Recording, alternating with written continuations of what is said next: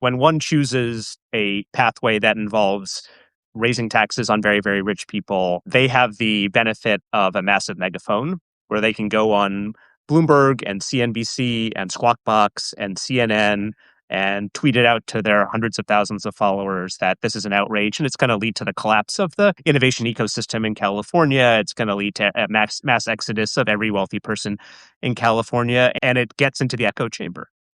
Um, and I don't want to. I'm sure that there will be some trade-offs if this is implemented. But as you noted, there are known trade-offs on the other side, which is that if California doesn't fill this budget hole, a lot of people are going to lose Medicaid, and that's going to have very dire consequences for them financially, have consequences for them for their health. And if there are other alternatives that California can consider to fill that hole, those are going to have trade-offs too. Maybe that's going to be increasing the tax burden on more middle-class people. Maybe it's going to mean cutting back on spending for housing programs and nutrition programs or other things like that, which is going to come with consequences. So I would just say to folks who are watching this, who will end up watching it, who may think that this is the worst idea in the world, think about, first of all, listen to David's arguments, which I thought were quite persuasive.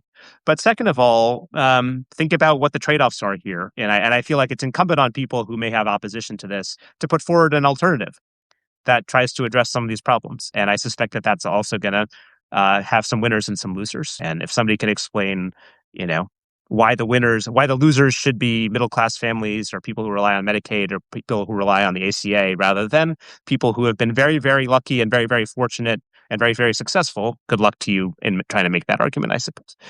David, thank you so much for taking the time, and we'll talk soon.